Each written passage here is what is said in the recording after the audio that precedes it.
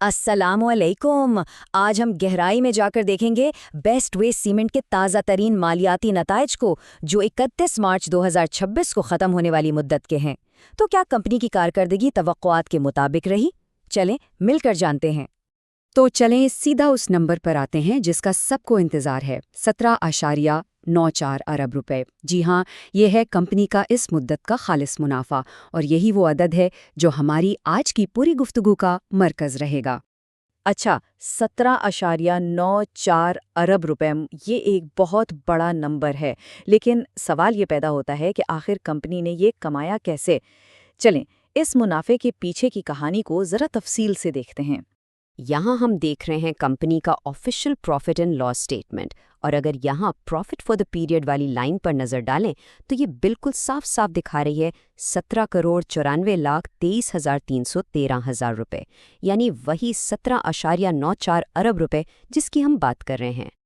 اچھا، کسی بھی منافع کی بنیاد ہوتی ہے کمپنی کی سیلز، جسے ہم نیٹ ٹرن اوور بھی کہتے ہیں، اور یہاں ایک دلچسپ بات ہے، پچھلے سال کے مقابلے میں ٹرن اوور تقریباً وہیں کا وہیں رہا ہے، 82 ارب سے بڑھ کر صرف 82.39 ارب روپے ہوا، مطلب سیلز میں کوئی بہت بڑا اچھال نہیں آیا۔ تو پھر اصل کہانی ہے کیا؟ وہ یہاں سے شروع ہوتی ہے۔ دیکھیں، سیلز تو تقریباً اتنی ہی رہیں، لیکن خالص منافع پھر بھی بڑھ گیا۔ پچھلے سال یہ 17.54 ارب روپے تھا، اور اس سال یہ 17.94 ارب روپے پر پہنچ گیا۔ تو اس کا سیدھا سیدھا مطلب یہ نکلتا ہے کہ کمپنی نے اپنے خرچے بہتر طریقے سے کنٹرول کیے ہیں۔ ٹھیک ہے، کمپنی نے تو اچھا خاصا منافع کما لیا، لیکن اس کا ان لوگوں کے لیے کیا مطلب ہے جنہوں نے اپنا پیسہ اس کمپنی میں لگایا ہوا ہے؟ یعنی کہ سرمایہ کاروں کو اس سے کیا ملا؟ آئیے دیکھتے ہیں۔ اعداد و شمار پر جانے سے پہلے ایک بہت اہم چیز سمجھ لیتے ہیں، ارننگز پر شیئر یا EPS۔ یہ جاننے کا سب سے آسان طریقہ ہے کہ خریدے ہوئے ہر ایک شیئر نے اصل میں کمپنی کے لیے کتنے پیسے کمائے ہیں۔ سرمایہ کاروں کے لیے یہ ایک بہت ہی اہم میٹرک ہے۔ اور بیسٹ وے سیمنٹ کے لیے یہ نمبر ہے 30.04 روپے۔ جی ہاں، ہر ایک شیئر نے 30 روپے سے زیادہ کا منافع کمایا ہے، جو کہ کمپنی کی زبردست کارکردگی کو ظاہر کرتا ہے۔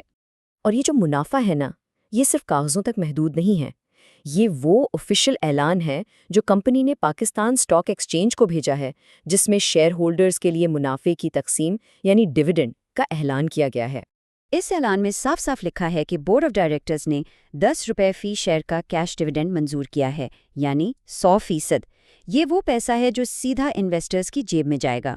تو آخر میں بات یہ ہے کہ ہر شیئر ہولڈر کو اس کے ہر ایک شیئر پر پورے 10 روپے نقد ملیں گے۔ یہ ایک ٹھوس ریٹرن ہے جو کمپنی کی کامیابی کو براہ راست سرمایہ کاروں تک پہنچا رہا ہے۔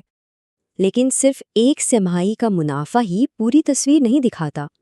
کسی بھی کمپنی کی لمبی مدت کی صحت کو سمجھنے کے لیے اس کی مجموعی مالی پوزیشن یعنی فائنانشل پوزیشن کو دیکھنا بہت ضروری ہے۔ تو چلیں اب اس پر ایک نظر ڈالتے ہیں۔ یہ جو ڈاکیومنٹ ہے، یہ ہے کمپنی کی اسٹیٹمنٹ آف فائنینشیل پوزیشن، یا جسے عام زبان میں بیلنس شیٹ کہتے ہیں۔